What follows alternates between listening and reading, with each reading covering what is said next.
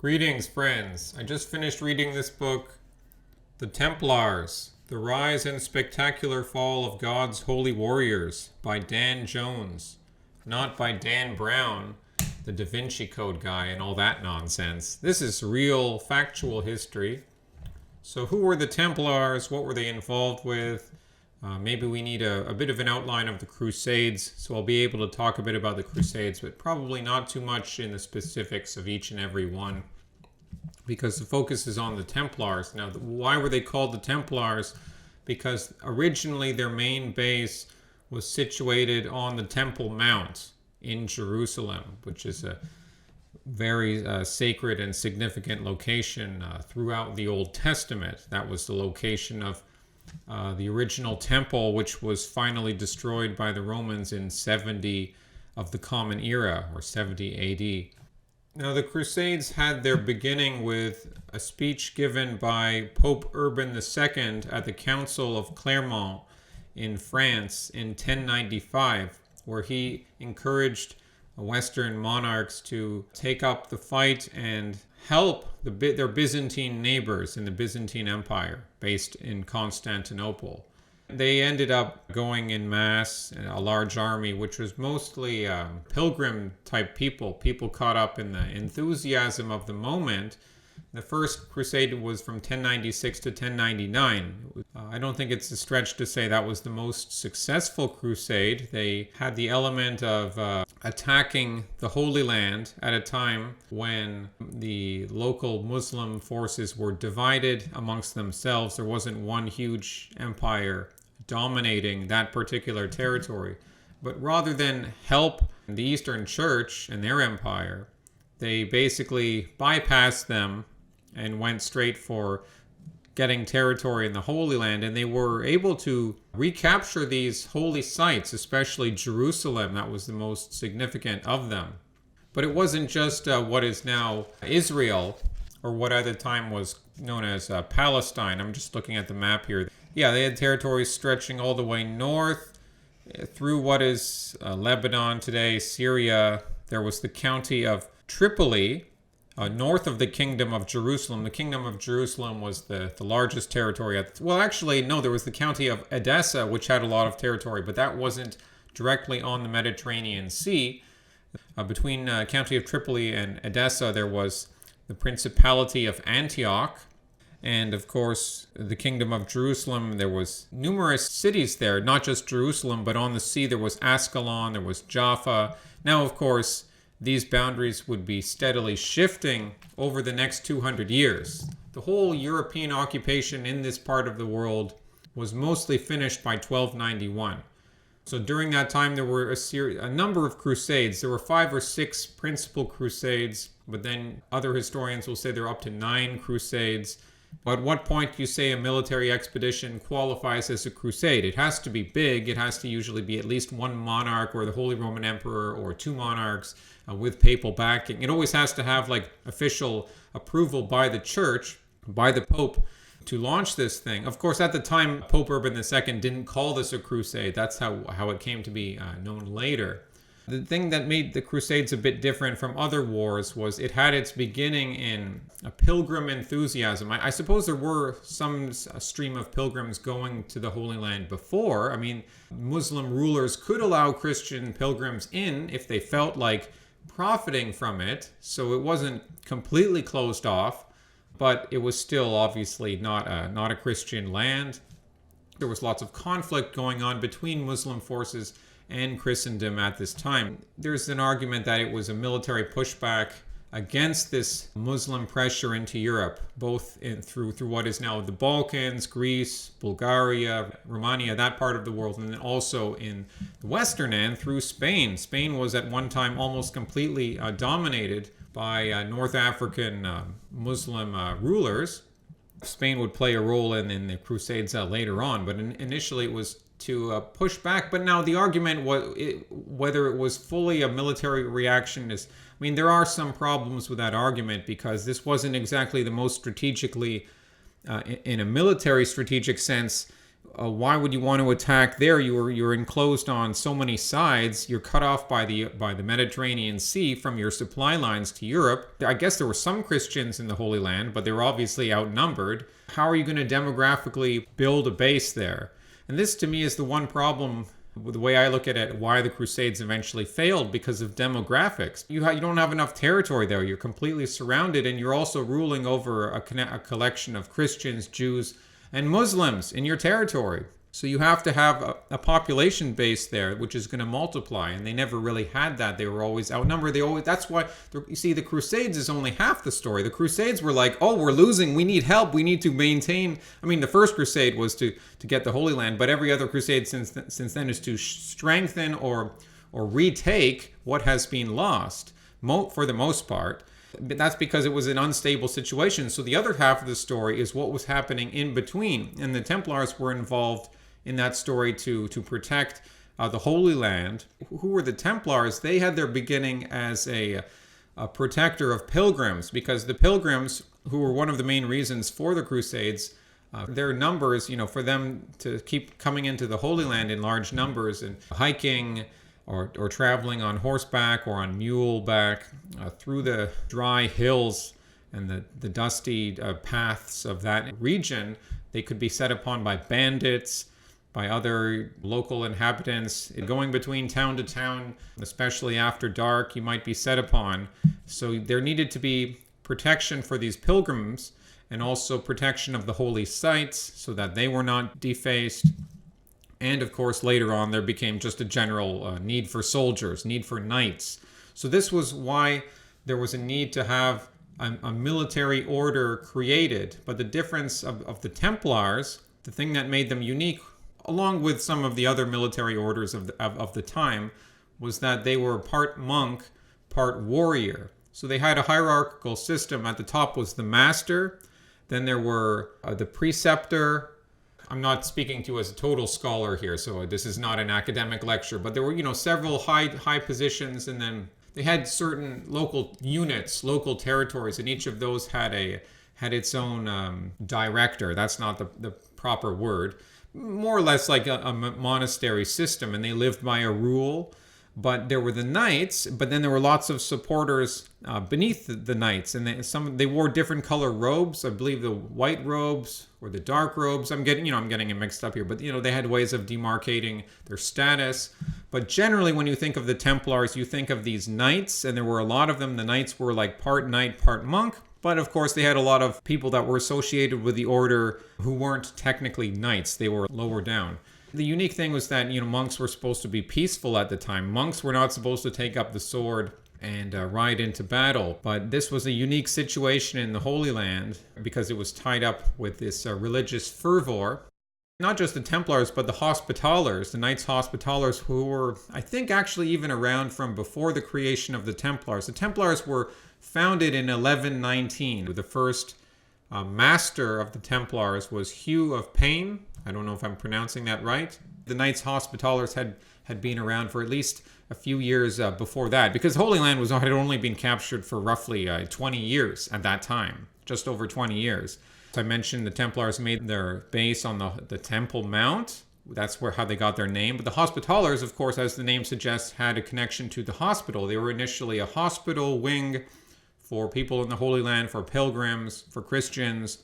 And then with the unstable nature geopolitically, they expanded to have a paramilitary wing, which as the decades went on became sort of their main purpose, just like the Templars became more of a military organization in the Holy Land.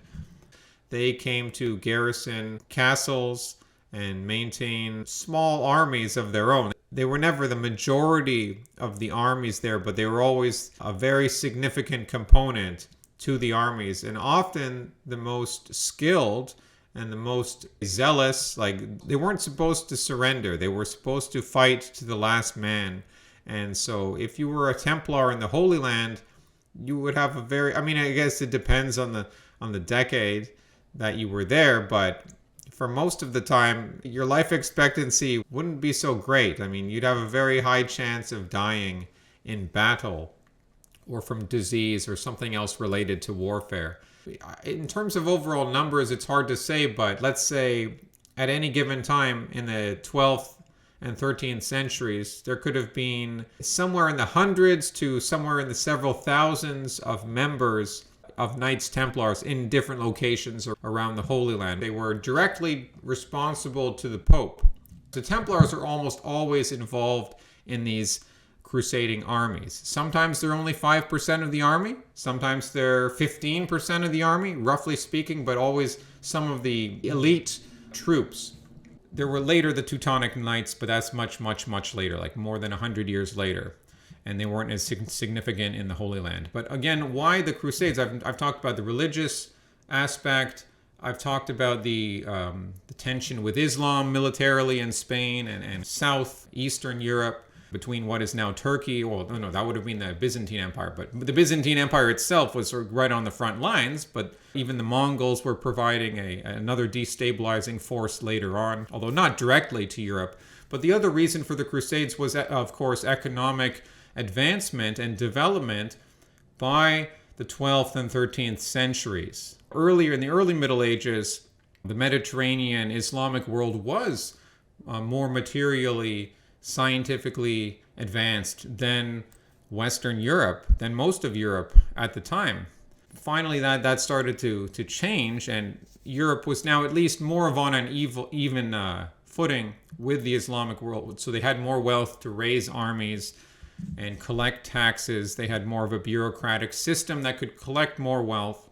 The papacy had more revenue by that time. Christendom itself had expanded in reach, so you were able to spread the message to join the crusade across more peoples in Europe, because from the 9th century up to the 10th, 11th, 12th, 13th century, Christendom is expanding. It's expanding into northeastern Europe as well.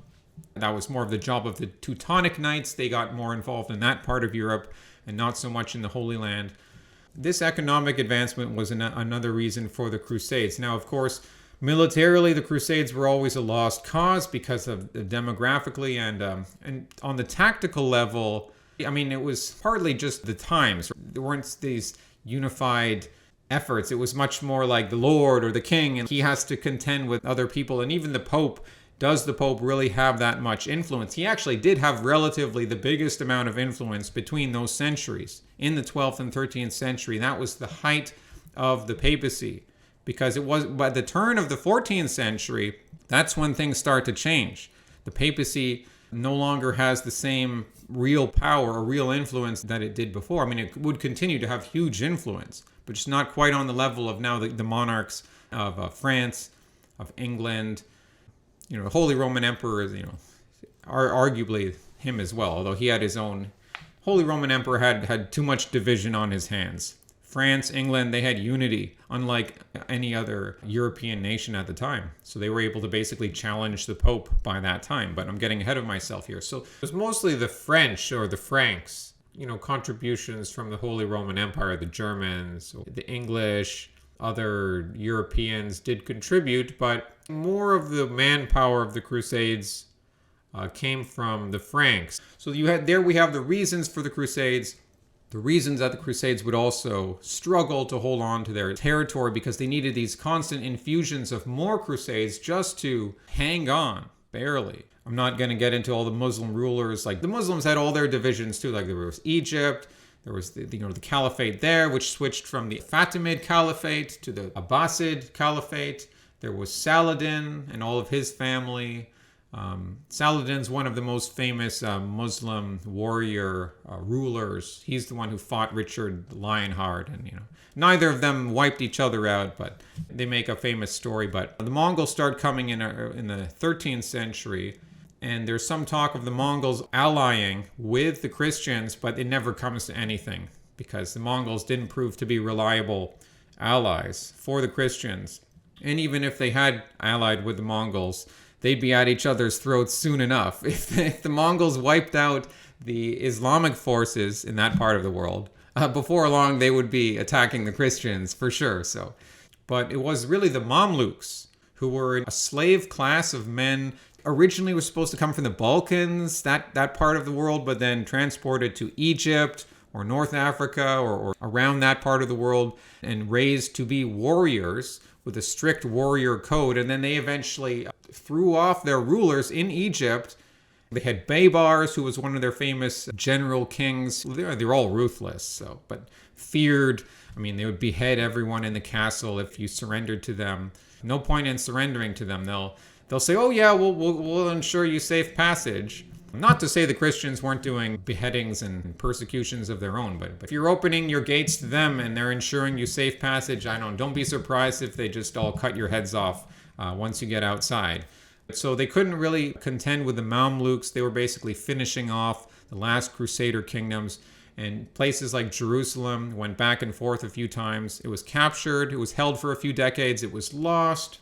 Then it was negotiated back by Frederick II Hohenstaufen, who was the Holy Roman Emperor, the German emperor at the time. But he was excommunicated by the Pope, so he couldn't get along with the Templars. I've been going on talking. I'm supposed to be talking about the Templars. I'm talking more about the Crusades. But, to talk about the Templars, you got to talk about the Crusades. But Hohenstaufen, he was at loggerheads with the Templars, but he was able to negotiate with the Sultan, I forget which one, to simply return Jerusalem back. A few other places too, in exchange for something else. But it didn't make them any stronger. It was a temporary expedient caused by the divisions among the different Muslim rulers of the region. Within 20 years, the most advanced, violent Turkic nomadic. But once they arose, they overran Jerusalem. It became a moot point that Jerusalem had been, signed over because that caliph no longer called the shots anyways. These violent Turks who would later defeat the Byzantine Empire by 1453, but that's ahead of our story. Of course, the Templars had later a presence in Spain, in Aragon, in Castile, with the Reconquista of the Iberian Peninsula. King James I, King of Aragon, who came to the throne as a child in 1213, was raised by Templars. So he was brought up in that castle at Monzon.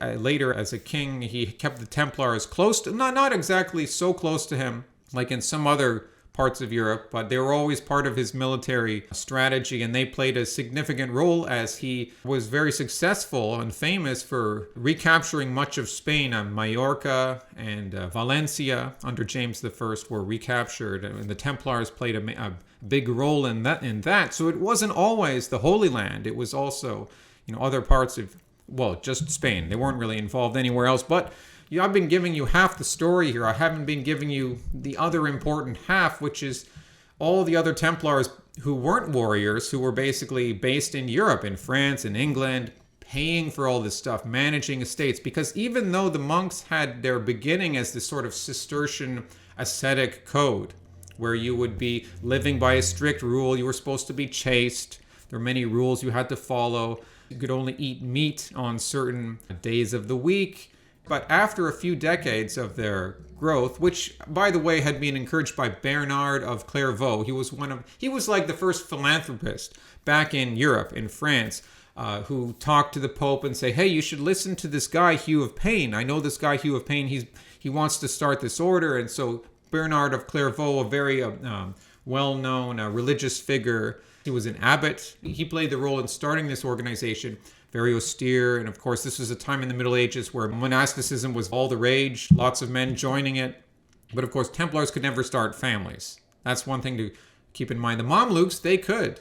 Another demographic reason why not good for the Holy Land, but I'm getting ahead of myself.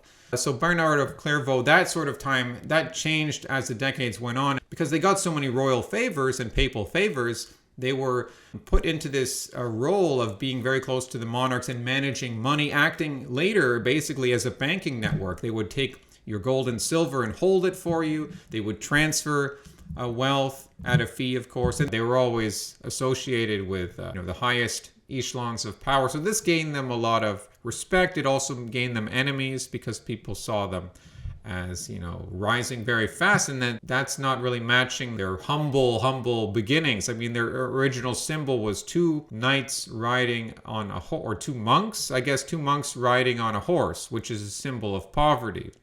But their main purpose was to channel, of course, money, wealth, correspondence, weapons, and new recruits from Europe to the Holy Land, island hopping, often via Cyprus, via Crete, via what is now the coast of Turkey, that part of the world, via Italy. They had close relations with the Genoese and the Venetians. The Genoese are on one part of Italy. The western portion, the Genoese. The eastern portion, the Venetians. And they fought each other. The Genoese and the Venetians were fighting each other in the Mediterranean Sea and even in the Holy Land. And then they had different orders backing them. Like the Templars, I think, were associated with the Venetians or the Genoese. I don't remember. But then the Hospitallers had their own merchant army class that they were associated with. So then they got into this petty politics, fighting in the Holy Land. That's another reason, not just the demographic reason, not just the Muslim reason, but lack of unity on the Christian side. Each ruler was acting on his own whims a lot of the time. And sometimes they were even plotting against each other. Sometimes they didn't like who had been chosen to succeed this ruler in Jerusalem. And that's the fourth aspect to the Crusades. There was religious fervor, the fact that Europe was expanding economically, the fact that they had this ongoing military struggle with Islam. And then fourth was just greed, and specifically on the part of lords and kings to have a new realm, to have more power. If you can hold on to it, which it was difficult to do. So probably not the smartest decision overall, but that was a very real, hey, I can't be a king in Europe, but I can be a king over there. I'll have more social status. And they went for it. And of course, the Templars got wrapped up in that, sometimes supporting this ruler, Jerusalem, or maybe can you count on Tripoli? Can you count on Antioch? Edessa, which I mentioned was in the northeast, that was one of the first Crusader kingdoms that was lost. That was, in fact, the first one that was lost. Edessa fell, and I think most of the Christians in there were massacred. But this isn't the only time that Christians have been massacred when their city falls. And of course, the same could be said for Muslims when their city falls. I mean, oftentimes most of the people would be massacred, or at least most of the fighting age men would be. Not all the time. Sometimes you could organize a safe passage. From then on, it was pretty much, back and forth a little bit, but Jerusalem had been long lost by 1291 when the final Crusader outpost fell, which was Acre, which was their main port. Once that fell, you've now lost everything in the Holy Land, and the Templars had a base in Cyprus for some decades following that. So that was still close to the Holy Land, and they were still hoping for another crusade to be organized, and this was being seriously talked about. It wasn't unknown at the time that 1291 was really the end of the major crusades to the Holy Land. It was discussed for some time after that. And of course, there were crusades that continued, like I mentioned in Spain. But you see, by that time, almost 200 years has gone by since the First Crusade, and crusading itself had taken on a different meaning. I mean, there wasn't this religious fervor quite so much for it. There was still some religious sentiment, but a lot of this was being directed inward into Europe. So you can see people like J. Dyer. We have all these different theories about when did the West start declining? He would trace it all the way back to around this time, the chaos of the Latin Church. And here you can see in the Crusades how you can see that Western decline start to happen. I'm not saying it's all of their crusades were bad or good, but crusades at this time were now being directed, for example, against the Cathars in southern France, which was a catch-all term for different groups of heretics, but they believed in more of a duality system. But that's beside the point. So that would get official papal recognition as a crusade. And then there were the Teutonic Knights fighting the Pagans in what is now Lithuania, Latvia, Estonia. The Teutonic Knights, they were a later order. They actually had territory which they controlled, where they were basically the main rulers. You see, the Templars did control castles. They did have bases in the Holy Land, but they were still beholden to the kingdom or the count of that county. But they had a lot more financial influence back in Europe, a lot more diplomatic influence. They were, like I said, very close to the rulers. And this banking class, and as you can imagine, as the decades went by, this closeness to power, this association with wealth, not quite matching their initial humble, austere beginnings, this raised eyebrows. This did get them enemies. But of course, it was the rising and falling of the tides of war, which benefited their prestige or harmed their prestige. Again, tactically, I mentioned the division between different rulers. So in the larger political sense, that division hurt the Christian effort during the Crusades. But even on the level of the battles and the military campaigns, which I'm not getting into here because that's too much to talk about. If I say anything, I'll just say this. Too many times the Christians couldn't keep their cool in battle. This is one of the things that made Richard the Lionheart very effective. He won several battles. He wasn't able to recapture Jerusalem, but he was able to expand his prestige. So he didn't hurt the Christian cause. He was able to keep his forces together in battle and not have one side go charging after the enemy and then they all get massacred. Because this happened time and time again. Sometimes the Templars did it. Sometimes it was other Franks. I mean, this happened at Ascalon, which is, I believe, on the coast. This is early on, sometime mid or early on in the 12th century, not long after the first conquest. They go to capture Ascalon, which would have an important port, and they lay siege to it, and they're steadily winning the siege, and eventually, after some months, knock down one of the walls, and a contingent of Templars just charges into the city, like right away. They leap out of their tents and just like very zealously, they charge into the city. They didn't wait for reinforcements, and they all got wiped out. And eventually, I think Ascalon was taken, but I think it was negotiated, the surrender was negotiated, so it was just like a needless massacre. And this happened again during one of the Crusades where the two Crusades where they attacked Egypt were utter fiascos. They would several times capture Damietta in different Crusades, which is close to the coast on the Nile Delta. There was a time they did this before where the army was flooded in, caught in marshy land, where they could do nothing because the Muslims knew where they were coming, forced them onto narrow marshy land, opened dikes, flooded the land, and basically the Crusaders had to surrender, and they were luckily allowed to go home, with their tails between their legs. But the second time they had a crusade going up the Nile Delta, Louis IX did this in the middle of the 13th century. They were trying to attack Cairo, I believe, or one of the cities up the Nile Delta, and they have to cross this river, but it's difficult to cross. Finally, they find a place where they can cross, where it's shallow, and again, the same thing happens. A large contingent of the Franks with a number of Templars with them. And the Templar was trying to tell the guy, the noble, I forget his name.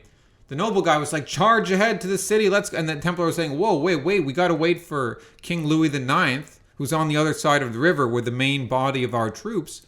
But he was outranked and they were forced to charge into this Muslim town, and they all predictably got massacred. And then the whole crusade fell apart, and basically the entire army was destroyed. Thousands of men were killed. Their king, Louis IX, who is now a saint, he was sainted in the 1290s, but back then, some decades previously, he was captured. He had to be ransomed. The Templars, with all their money, were able to get the money to buy him back. And then he went on to play a diplomatic role in Jerusalem, and I guess that had a positive role for him. Later, he went on a second crusade to capture Tunis in North Africa, which isn't even close to the Holy Land, but I guess that's a crusade. And then he died from dysentery on that crusade. But the guy becomes a saint, later on. He was a very pious man. Partly I can see why he would become a saint, but man, it wasn't all his fault. It was some of the guys under him, but 2 failed crusades. Partial diplomatic victories, but so many men died under him, and then he gets completely captured. But being a king back then, it's a different thing. It's like a king can be captured, and if people identify with their king, it doesn't matter. It's like they see him as a pious man who's doing his best, and they made him a saint. The sort of military discipline that existed by Napoleon's time, we are, of course, just so far removed from that. You have to keep your troops together in this time. What remains to be talked about is simply how they met their end. By this time, the end of the 13th century, there's no longer this pressure to invade the Holy Land because the King of France is now stronger. He's looking to expand his territories. King of England, the same thing. European rulers are more powerful in relation to the Pope. So Christendom starts to quarrel within itself. This is still 200 years or so before the Reformation, but there were, a lot of troubles beginning before the Reformation, which was a chaotic event in itself. The fall of the Templars was because they were big, they were wealthy, They had lost their prestige because the Holy Land was effectively in Muslim hands at this time. We're talking early 14th century. And Philip IV, the King of France, who is the grandson of the same Louis IX, the guy who was sainted that I was just discussing. Philip IV is cold, aggressive. He saw himself as very pious. He saw himself as the most Christian king. He thought very highly of himself. He would come after people. He was expanding the Capetian house for France, and he quarreled with Pope Boniface VIII because he was trying to tax the clergy in France for his war against England. This is, again, when the papacy starts to lose its power, because think of it, the papacy, they have their guys, their clergymen all throughout Europe. And then, so if you have your priests, your clergymen in France, and you have your priests and clergymen in England, and now England and France are at war with each other, and they want to tax the clergy to pay for their war efforts, what sort of a position does that put you in? Not a good one. This is exactly what happened with Boniface VIII. He took a stand. He said, you can't do this, Philip. You can't tax the clergy because the Pope is above the king. And Philip IV called his bluff, and his chief minister, William of Nogaret, or Guillaume de Nogaret, a very violent man who went after Boniface and captured him in his papal palace with his household, his retainers. They had him under arrest for 3 days, and they beat Boniface, they slapped him, and then they let him go, and he died like 1 month later. Supposedly, he had gone mad as well. So this is Philip IV really asserting monarchical power over the papacy. Philip IV also expelled many of France's Jews. He also persecuted members of his own family. He did some nasty things just based on a rumor he heard that was going on. So then he came after the Templars for their money because he needed to fill his coffers because of this warring with England. You need more revenue and you're running into debt. So the Templars were sitting ducks. They cracked down on them. They planned it 1 month in advance. Friday, October 13th, 1307. That was when they came for the French Templars all across France. Local officials had been told what to do. The king's sheriffs or whoever they were, bailiffs, whatever, they came after the Templars. They arrested them and they imprisoned them. Soon after, the Pope Clement V, who had come to the papacy in 1305, after Boniface, Boniface VIII was, I believe, an Italian pope. Clement V is French. He's close to Philip. He's supposed to be like a French pope. He's actually not in Rome. He's in France. He was the first pope in Avignon. This was not the papal schism, but it was leading up, it was a bit before the papal schism, because there was constant disagreements among cardinals at this time when it came to choosing a pope. I mean, there was a lot of corruption. A lot of these popes around this time, some of them were very corrupt. But Clement V is in a difficult position because he has to maintain his dignity, seeming to act independently, but in reality he's beholden to Philip IV. When he heard what was going on, they didn't want to crack down on the Templars. No one really did. Not in Spain, not in England, not really anywhere else. There weren't really that many Templars out, in Germany and in that part of Europe. It was mainly Western Europe, Italy to an extent, Cyprus, and the Holy Land before that was lost. But it was really just Philip IV in France. But the thing is, he was able to influence the Pope, and to maintain his autonomy, Clement V took over the power of this Inquisition from Philip IV, but in practice, he had to still direct the Inquisition against the Templars, even though he didn't really want to, but, he kind of sucked. He really did. And he went along with these show trials. I don't know if he approved these torturing, but many of these leading Templars were tortured, at least in France. They were forced to admit to all these crazy things, homosexual acts, crazy stories about their initiations, ceremony, spitting on the cross, all of these salacious tales, which most of them were untrue. Not to say there may have been some, shady stuff going on with the Templars, but most of this was untrue. The thing that got this to spread into a continent-wide persecution was, of course, the official sanctioning by the Pope.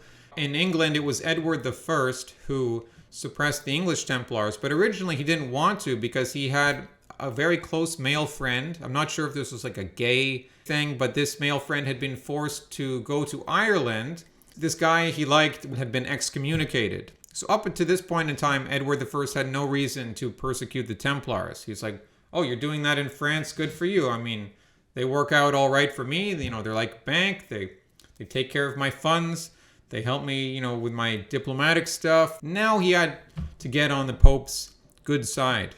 And the Pope was like, well, you got to persecute the Templars. So Edward I did crack down on the Templars in England. I don't know if it was like a situation where they were tortured, but they were confined, and the order was dissolved in England. And it was more harsh in Spain. Again, not right away, but within a few years, there was a crackdown in Spain as well, even though they had this close relation with the Templars. The King of Aragon, who was James II, who had ruled from 1291 to 1327, he did suppress the Aragonese Templars. And of course, in France, it wasn't like they didn't surrender meekly like they did in France, because the Templars through most of Europe were not fighting men. They were estate managers, accountants, just monks, that sort of thing. But in Spain, you know, they were more engaged in military rule. They manned castles, and they didn't just surrender. They got their weapons together. They holed themselves up in their castles. But after a few months, the royal forces came together and outnumbered them and forced them to surrender. I don't think there was too much actual fighting, but there was sort of like a tense confrontation, and they were imprisoned. And the only burnings where people were burned alive that I've read about in the book happened in France. 54 Templars were burned not long after 1307, when Philip IV was just getting impatient. He was just like, I don't like the process. Like, the Pope is, you know, he's taking too long to persecute these Templars because I need their money, which he never got, incidentally. He got some land from them, but he didn't get too much actual wealth. So he sort of rashly burned these 54 Templars. But then there was a few other burnings later on in 1314. The James of Molay, who was master of the whole order, he was burned, and about 2 or 3 other leading members. And to conclude this story, James of Molay, I mean, there's good things, bad things said about him. Who knows what the truth is, but he had been master since about 1291. His whole life was a series of frustrations, because his whole life was presiding over the fall of not just the Holy Land, but the Templars as an organization. He traveled back to France on diplomatic and financial matters to attend, but he was never able to return because they were cracked down on. He was arrested along with other brothers, and I mean, many of these brothers over several years died in confinement. It was like the sort of stuff that would be happening later on in the witch trials of the 1500s and the 1600s, where there would be, or the Spanish Inquisition, that kind of stuff, like torturing people, getting them to admit to crazy things just because you're torturing them. So they just want to get on your good side. So you break them, and eventually they'll say whatever you want. And this happened to James of Molay. They broke him. But then as the years went by, I mean, some of them, they started to rebel. And the show trials didn't always go the way they were supposed to. Some of the show trials, the brothers started speaking back, talking back, saying, no, that's not true, and talking about the good, you know, their good name. Whatever, you know, James of Molay did do some of that, eventually standing up for his own name, but then he also had been broken and admitted to all these things, and he was also probably losing his mind. But apparently he had a very noble last stand, depending on who you believe. He was burned in the island in between the River Seine in Paris. He said, before they burned him, that God will avenge our deaths. And within the year, before the end of 1314, both Clement V and Philip IV were dead. Clement V had been suffering from an intestinal issue for some years, and he was getting older, so that wasn't too surprising. But Philip IV was only 46. There's all these conspiracy stories about the Templars these days. Don't believe most of that. They probably did not survive as an organization. They were formally dissolved in 1311. So that was the official dissolution of this organization, 1311. And a few of them went into other monastic orders, or they were just pardoned. They were forgiven by the church. Some of them remained persecuted, but there wasn't any survival to this organization. But they do exist in the imagination for many centuries later. Now, practically speaking, the Knights Hospitallers and the Teutonic Knights were not dissolved. I don't know about the Teutonic Knights, but the Knights Hospitallers were never dissolved. They just sort of shifted with the times and changed, and there's still some formation of this organization. The Hospitallers are still around today, nothing like it was back then. When you think of like in the movie Indiana Jones and the Last Crusade, that old knight who's guarding the Holy Grail in the cave, I don't know if that was a Templar, but it does capture that sort of archetype of the holy knight who's willing to do whatever he must for a higher order, for a higher cause, because whatever he's being ordered to do, that's what he'll do. So that may be the sort of archetype that the Templar knight still inspires to some extent. Hasta luego, amigos.